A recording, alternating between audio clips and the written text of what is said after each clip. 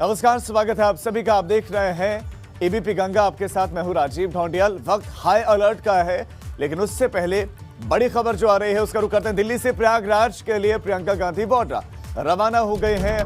मौनी अमावस्या के मौके पर प्रयागराज में दर्शन पूजन उनको करना है, ऐसे में रवाना हो गई हैं दिल्ली से प्रयागराज के लिए प्रियंका गांधी वाड्रा। मौनी अमावस्या के मौके पर आज प्रयागराज में दर्शन पूजन संगम नगरी में प्रियंका करेंगी। आज प्रियंका शंकराचार्य से भी मुलाकात करेंगे, तो शंकराचार्य से भी मुलाकात का कार्यक्रम है प्रियंका गांधी वाड्रा का। बताया जा रहा है कि जो आवास है पैतृक, वहीं पर प्रियंका गांधी वाड्रा जाने वाले हैं। तो संगम नगरी में प्रयागराज में मौनी अमावस्या के मौके पर प्रियंका गांधी वाड्रा का दौरा, दर्शन पूजन करेंगे। आस्था की डुबकी भी लगा सकती हैं प्रियंका। तो प्रयागराज के लिए दिल्ली से रवाना हो गए हैं प्रियंका गांधी वाड्रा। इस वक्त ये बड़ी खबर मिल रही है, मौनी अमावस्या के मौके पर प्रयागराज में दर्शन पूजन का कार्यक्रम और पूरी तरह से निजी दौरा। हालांकि ये जरूर बताया जा रहा है प्रियंका का, हालांकि राजनीतिक विश्लेषक इसके राजनीतिक मायने भी निकाल रहे हैं। वो अपने अपने अनुसार उनके राजनीतिक मायने हैं। नेहरू परिवार का पैतृक आवास भी यहाँ पर है, वहां पर जाएंगे। दोपहर 1:30 बजे घाट पर पहुंचेंगे। मौनी अमावस्या पर संगम में आस्था की डुबकी भी लगाएंगी प्रियंका गांधी वाड्रा। प्रियंका के प्रयागराज दौरे पर बीजेपी ने तंज कसा है। कौशांबी से सांसद विनोद सोनकर ने तंज कसा, प्रियंका हिंदू होने का ढोंग कर रहे हैं। सोनकर ने बयान दिया, कहा कि प्रियंका गांधी वाड्रा हिंदू होने का ढोंग कर रहे हैं। प्रियंका अपने कुल को नहीं मान रही है। सोनकर ने कहा प्रियंका को सबसे पहले फिरोज गांधी के मजार पर जाना चाहिए। प्रियंका गांधी लगातार उत्तर प्रदेश में सक्रिय हो गई है और कहीं ना कहीं सॉफ्ट हिंदुत्व भी दिख रहा है। हमारे साथ बातचीत के लिए मौजूद है बीजेपी के राष्ट्रीय सचिव और सांसद विनोद सोनकर जी। सर, आज संगम में डुबकी लगाने जा रही हैं और आप भी वहीं से आते हैं, तो माना जाए कि अब सॉफ्ट हिंदुत्व की ओर कांग्रेस भी जा रही है? देखिए, सॉफ्ट हिंदू और हार्ड हिंदू की बात समझ में नहीं आती है। हिंदू और हिंदू संस्कृति को अगर मानती हैं तो प्रियंका गांधी जो बार बार प्रयाग जाती हैं, उनके एक बहुत नज़दीकी उनके नाना फिरोज खान गांधी, वहीं पर उनकी मज़ार है, वहीं पे उनका कब्र है। मैं बहुत लंबे समय से इंतज़ार कर रहा हूँ। अगर हिंदू संस्कृति की बात करती हैं तो हिंदू संस्कृति में अपने कुल को भी प्रणाम करना चाहिए। लेकिन ये दुर्भाग्यपूर्ण है कि इनको वोट की तो चिंता है, लेकिन ना तो कुल की चिंता है और ना तो भारतीय संस्कृति की चिंता है, क्योंकि वो भारतीय संस्कृति को ना जानती हैं ना समझती हैं। अगर बात करें तो कल सहारनपुर गई थी, वहाँ शाकुंभरी देवी के मंदिर भी गई, खानखा दरगाह भी गई, तो दोनों जगह देखा गया तो दोनों जगह गई, चाहे मंदिर की बात करें चाहे दरगाह की बात करें। चलिए, उनके पूर्वज और वो लोगों के द्वारा लगातार प्रयास किया गया कि अयोध्या में रामलला का मंदिर ना बने। हमको लगता है कि उत्तर प्रदेश में रामराज आ गया है। भगवान राम ने उनको सद्बुद्धि दी है और वो हिंदू होने का ये नाटक कह लीजिए या हिंदू होने का प्रयास कर रही हैं। अपने प्रयास में सफल हो, यही कहा जा सकता है। शुक्रिया हमसे बातचीत करेंगे। तो ये है भारतीय जनता पार्टी के राष्ट्रीय सचिव और सांसद विनोद सोनकर, जिनका कहना है कि प्रियंका गांधी अगर प्रयागराज जा रही हैं तो पहले उनको फिरोज गांधी के उस मजार में भी जाना चाहिए जो कि प्रयागराज में स्थित है। कमिश्नर वीरपाल के साथ अविनाश तिवारी, एबीपी गंगा, दिल्ली। तो विनोद सोनकर का तंज कि अगर प्रयाग जा रहे हैं तो मजार भी उनको जाना चाहिए। मोहम्मद मोइन हमारे संवाददाता प्रयागराज से इस खबर पर हमारे साथ जुड़ गए। मोइन, दिल्ली से तो रवाना हो गए, लेकिन प्रियंका प्रयागराज कितने बजे पहुंचेंगी, कहां पर उनको उतरना है, कहां पर पहुंचेंगी, सबसे पहले कहां जाने वाले, सिलसिलेवार पहले दर्शकों को आप उनके आज के कार्यक्रम बता दीजिए।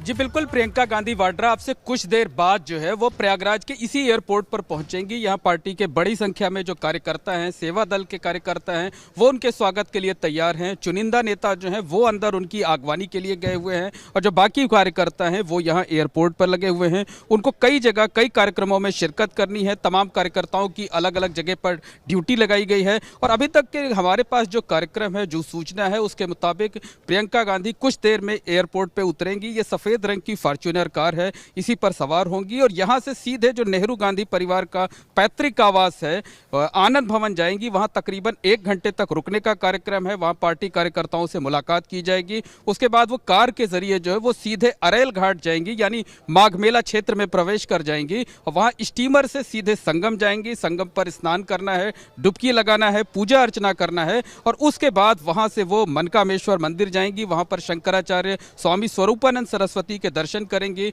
उनका आशीर्वाद लेंगी और वहाँ से वापस जो है वो एयरपोर्ट के लिए आएंगे। तो तकरीबन 4 घंटे तक यहाँ पर रहना हुआ है और ये तो वो कार्यक्रम है जो जानकारी में है, जिनकी सूचना पार्टी की तरफ से दी गई है। वैसे सूत्रों का ये कहना है कि वो सीधे माघ मेला क्षेत्र में भी प्रवेश कर सकती हैं, श्रद्धालुओं के बीच जा सकती हैं, उनसे बातचीत कर सकती हैं, कुछ देर पैदल यात्रा भी कर सकती हैं। और जो जानकारी मिली है उसके मुताबिक प्रियंका गांधी के साथ उनके दोनों बच्चे रिहान और मिराया भी आ रहे हैं, साथ ही साथ कुछ पारिवारिक जो करीबी लोग हैं वो भी आ रहे हैं इस यात्रा में साथ में और तकरीबन 4 घंटे तक प्रियंका गांधी रहेंगी। तो बिल्कुल तस्वीरें हम आपको सीधे तौर पर दिखा रहे हैं एयरपोर्ट से कि उनका इंतजार हो रहा है। किसी भी वक्त प्रियंका गांधी का जो स्पेशल चार्टर्ड प्लेन है वो यहाँ पर उतरेगा, प्रियंका गांधी बाहर उतरेंगी, औपचारिक तौर पर उनका स्वागत किया जाएगा और उसके बाद वो यहाँ से शहर के लिए रवाना होंगे। मोइन, आप नजर बनाए रखें, अपडेट्स के लिए आपके पास आएंगे। फिलहाल शुक्रिया आपका तमाम जानकारी के लिए। तो प्रियंका गांधी बॉर्डर आपसे कुछ देर बाद पहुंच जाएंगी, वो तस्वीरें भी आपको दिखाएंगे। लेकिन तस्वीरें प्रयागराज से कुछ और भी आई हैं। मौनी अमावस्या के मौके पर श्रद्धालुओं पर फूलों की बारिश की गई है, पुष्प वर्षा की गई है और उसकी एक तस्वीर आप ये देखिए। ऊपर हवा में हेलीकॉप्टर में फूल लिए हुए ये लोग जो श्रद्धालुओं पर पुष्प वर्षा कर रहे हैं, श्रद्धालुओं पर फूलों की बारिश की गई है और ये तस्वीरें भी प्रयागराज की हैं। आप देखेंगे नीचे गंगा मैया और गंगा में जो श्रद्धालु घाटों पर पहुंचे हुए हैं उन पर फूलों की बारिश की जा रही है। फूलों की बारिश का ये नज़ारा, ये तस्वीरें प्रयागराज की ही हैं जहां हेलीकॉप्टर से फूलों की बारिश की गई है।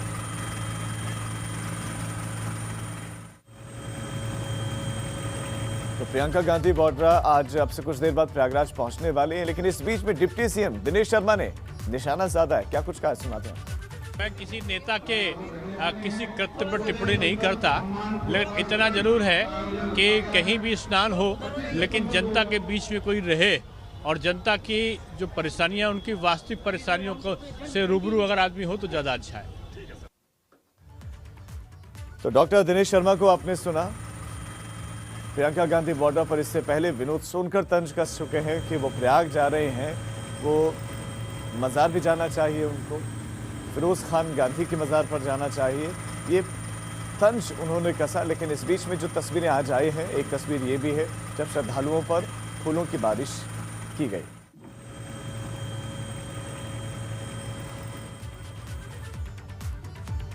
और अब आगे बढ़ते हैं और रुक करेंगे हाई अलर्ट का।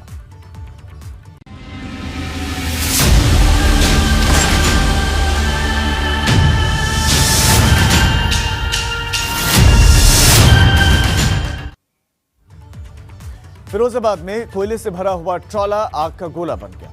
आगरा लखनऊ एक्सप्रेसवे पर ट्रॉले में अचानक आग लग गई। ये ट्रॉला गांधीधाम से रायबरेली जा रहा था और मौके पर फायर ब्रिगेड की कई गाड़ियां पहुंची और फायर ब्रिगेड की टीम ने आग पर काबू पाया। आग लगने का कारण शॉर्ट सर्किट बताया जा रहा है। आगरा लखनऊ एक्सप्रेसवे के 73 नंबर खंभे की ये घटना है जहां पर ये आग लगी है।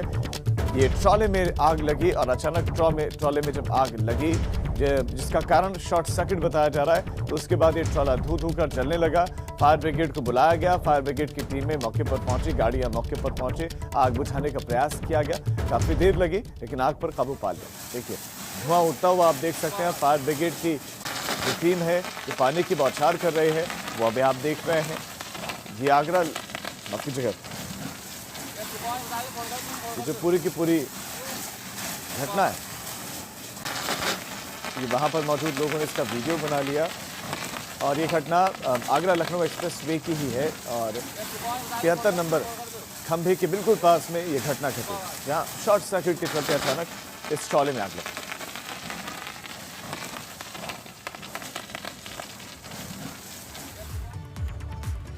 ललितपुर में सरेआम दबंगों का आतंक देखने को मिला, जहां पर आपसी विवाद में महिला की पिटाई की गई। दबंगों ने महिलाओं को बेरहमी से पीटा।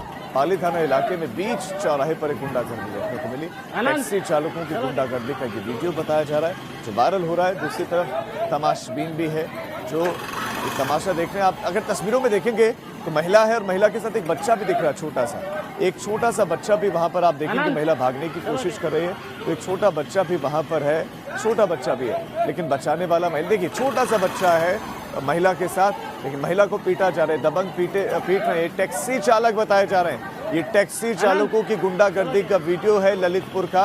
अब सवाल ये है कि गिरफ्तारी कब होगी इन लोगों की, इन पर क्या पुलिस किसी तरह की कोई कार्रवाई करेगी या छोड़ देगी इनको। महिलाओं के साथ दबंगई कर रहे थे, महिला के साथ मारपीट इन्होंने की है, दौड़ा दौड़ा कर इन पर महिला को पीटने का आरोप है, लेकिन कार्रवाई कुछ नहीं हुई।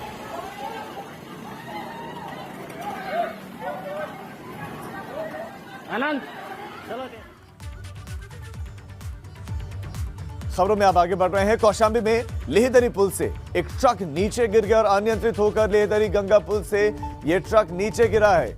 ये खबर कौशाम्बी से, जहां पर लेहदरी पुल से यह ट्रक नीचे गिर गया, अनियंत्रित होकर लेहदरी गंगा पुल से यह ट्रक गिरा है। घायल ट्रक ड्राइवर समेत 2 की हालत गंभीर बताई जा रही है। अब पुलिस ने राहगीरों की मदद से इनको अस्पताल पहुंचाया है, अस्पताल भिजवाया है। कौशाम्बी प्रतापगढ़ को जोड़ने वाला ये पुल, इसी पुल पर यह हादसा हुआ, इसी पुल पर हादसा हुआ और इसी पुल से ये ट्रक नीचे जा गिरा। ट्रक नीचे गिरा तो ऐसे में जो ट्रक ड्राइवर है और ट्रक में सवार अन्य लोग जख्मी हो गए, घायल हो गए। अनियंत्रित होकर ये ट्रक लेहदरी गंगा पुल से नीचे गिर गया। आप इन तस्वीरों को देखिए। श्रावस्ती में एक बार फिर से हिट एंड रन का मामला सामने आया है, जहां पर घर लौट रहे एक बाइक सवार को किसी अज्ञात वाहन ने रौंद दिया, जिससे घटनास्थल पर इसकी मौत हो गई और अज्ञात वाहन आसानी से फरार भी हो गया। सूचना पर पहुंची पुलिस ने शव का पंचनामा भरकर पोस्टमार्टम के लिए भेज दिया है और अग्रिम कार्रवाई में जुटी है।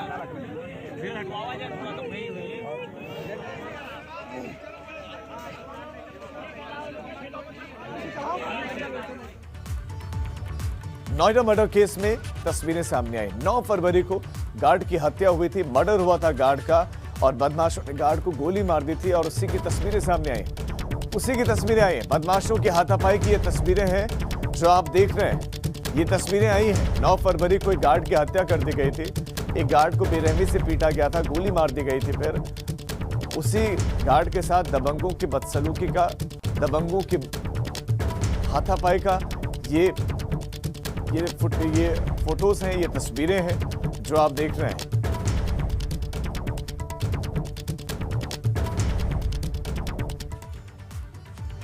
वाराणसी में एक स्कूल के अंदर उस वक्त हड़कंप मच गया जब स्कूल के बंद कमरे में कंकाल मिला, जिसके बाद मौके पर पहुंची पुलिस कंकाल की शिनाख्त में जुट गई है। वहीं हत्या के एंगल से भी जांच की जा रही है, लेकिन स्कूल में मिले नरकंकाल ने लोगों को खौफजदा कर दिया है। कोरोना काल के बाद खुले स्कूल, स्कूल के खोले गए सारे कमरे, लेकिन एक कमरे में मिला कुछ ऐसा कि लोगों के दिलों में बैठ गई दहशत। कोरोना काल के दौरान देश भर के स्कूल कॉलेज बंद थे, लेकिन लॉकडाउन के बाद जब स्कूल खुले तो वाराणसी के भी स्कूल को खोल दिया गया। लेकिन एक स्कूल के दरवाजे जैसे ही खुले सभी दहशत में आ गए। वाराणसी के कैंट थाना इलाके का जेपी मेहता इंटर कॉलेज भी कोरोना काल के बाद बच्चों के लिए खोला गया। बच्चे पढ़ रहे थे, जैसे ही लंच टाइम हुआ तो बच्चे स्कूल के आसपास घूमने लगे। तभी स्कूल के अंदर बने एक जर्जर कमरे के अंदर बच्चों की नजर पड़ी और अंदर का नजारा जिसने देखा वो सन्न रह गया। दरअसल काफी दिनों से बंद उस कमरे में पड़ा हुआ था नरकंकाल, जो पूरी तरह से गल चुका था। नरकंकाल को देखकर बच्चों के होश उड़ गए। आनन फानन में स्कूल प्रबंधन को इसकी जानकारी दी गई, जिसके बाद स्कूल प्रबंधन ने पुलिस को मामले की जानकारी दी। आज मध्यावकाश में विद्यालय के बच्चे कौतूहलवश, चूँकि विद्यालय का भवन का कार्य भी नगर निगम के द्वारा कराया जा रहा है रिपेयर्स का, तो बच्चे पीछे गए और बच्चे के द्वारा ये मालूम हुआ कि जर्जर भवन में एक कंकाल पड़ा हुआ है। तुरंत टीचर्स को सूचना मिली, टीचर्स उसको देखे और मुझे भी सूचना दी और मैं इसकी सूचना पुलिस प्रशासन को और अपने नगर निगम जो हमारे प्रबंधक महोदय है उनको सूचना, नगर आयुक्त को सूचना और बरुणा पार के क्षेत्राधिकारी जो हमारे जेपी मेहता नगर निगम इंटर कॉलेज के, उनको भी मैंने सूचना दी। कोरोना काल में स्कूल बना शेल्टर होम, गरीब बेघर लोगों को रखा गया। कोरोना काल में मौत की आशंका, हत्या के एंगल से भी हो रही है जांच। दरअसल पुलिस ने मामले की तफ्तीश शुरू कर दी है। दरअसल कोरोना काल के दौरान वाराणसी के जेपी मेहता इंटर कॉलेज में एक शेल्टर होम बनाया गया था और उसके बाद अब जाकर स्कूल खुला है। पुलिस आशंका जता रही है कि हो सकता है उसी दौरान शेल्टर होम में रहने वाले किसी शख्स की मौत हो गई हो जिस पर किसी का ध्यान न गया हो। साथ ही पुलिस हत्या के एंगल से भी जांच कर रही है। इसके अंदर एक कंकाल पड़ा हुआ है। सूचना मिलते ही तत्काल पुलिस मौके पर पहुंची। इंस्पेक्टर साहब पहुंचे और साथ में फील्ड यूनिट वहां पे मौके पे तत्काल पहुंची। यहां पे बाकी सीओ साहब और मेरे द्वारा भी मौके पे आया गया और यहां पे ये पाया जा रहा है कि ये कंकाल कुछ महीने पुराना है। ये अभी तक स्पष्ट नहीं है कि ये मेल है या फीमेल है, इसलिए बॉडी पीएम के लिए भेजी जाएगी। उससे पहले की जो प्रोसीजर है ये है कि इसमें पहले सबसे पहले आइडेंटिफिकेशन कराना, शिनाख्त कराना भी ज़रूरी है। और इसके अतिरिक्त यहाँ पे प्रिंसिपल साहब हैं डॉक्टर NK सिंह, इनसे भी वार्ता हुई है। ये पता चला है कि ये बिल्डिंग पिछले 15 साल से जर्जर पड़ी हुई है और यहाँ पे एक कंस्ट्रक्शन का काम भी चल रहा है। 1-1.5 साल से पहले से यहाँ से काम चल रहा है, तो उसके सारे बिंदुओं को उसको भी देखते हुए पता चलेगा कि ये बॉडी आइडेंटिफिकेशन के लिए उन सबसे पूछताछ करी जाएगी और प्रिंसिपल साहब से भी वो पूछताछ करी जाएगी कि ये बॉडी आइडेंटिफाई करने के लिए उनसे मदद भी ली जाएगी। फिलहाल स्कूल के अंदर से नरकंकाल मिलने के बाद लोग खौफजदा हैं, तो वहीं पुलिस इस पूरे मामले की तफ्तीश में जुट गई है और सबसे पहले नरकंकाल की शिनाख्त करने में लग गई है। वाराणसी से नीतीश कुमार पांडे की रिपोर्ट, एबीपी गंगा। ब्रेक के बाद आप सभी का स्वागत है और अब बड़ी खबर, यूपी में वैक्सीनेशन का दूसरा चरण चल रहा है, दूसरा चरण जारी है। इस बीच में ADG law and order Prashant Kumar ने वैक्सीन लगवाई है। एडीजी लॉ एंड ऑर्डर ने वैक्सीन लगवाई है। Prashant Kumar ADG law and order है, उन्होंने वैक्सीन लगवाई है। मेदांता हॉस्पिटल में प्रशांत कुमार ने कोरोना की वैक्सीन लगवाई है और आज 2 लाख फ्रंटलाइन वर्कर्स को उत्तर प्रदेश में ये वैक्सीन लगनी है और सुबह से ही ये सिलसिला शुरू हो गया है। शाम को 5 बजे तक वैक्सीन लगनी है फ्रंटलाइन वर्कर्स को और टारगेट है 2 लाख फ्रंटलाइन वर्कर्स को ये वैक्सीन लगे। और ये तस्वीरें भी हैं मेदांता अस्पताल में पहुंचे ADG law and order Prashant Kumar और उन्होंने वहीं पर वैक्सीन लगवाई है। तो अब अधिकारी वैक्सीन लगाने के लिए खुद आगे आए और उन्होंने खुद भी वैक्सीन लगवाई है और टारगेट ये है कि कम वक्त में ज़्यादा से ज़्यादा लोगों तक पहुंचा जा सके। लेकिन शुरुआत हो रही है डॉक्टर से, हेल्थ केयर सेक्टर से जुड़े हुए लोगों से, फ्रंट लाइन वर्कर्स से, कोविड वॉरियर्स से और फिर इसके बाद आम लोगों का भी नंबर आएगा, बारी आएगी। तो इसी कड़ी में ADG law and order Prashant Kumar ने खुद ये वैक्सीन लगवाई है। हालांकि इस बीच में आपको ये भी बता दें कि ऐसा नहीं कि अफवाहें नहीं फैलाई जा रही, इन वैक्सीन को लेकर अफवाहें भी खूब फैलाए गए हैं। तो उन अफवाहों का खंडन करती है तस्वीर कि ये वैक्सीन सेफ है, अच्छी है और बहुत अच्छी है और यही वजह है कि विश्व के अन्य देश भी डिमांड करें कि ये वैक्सीन हमें भी आप दे दीजिए और ADG law and order Prashant Kumar ने वैक्सीन लगवाई है।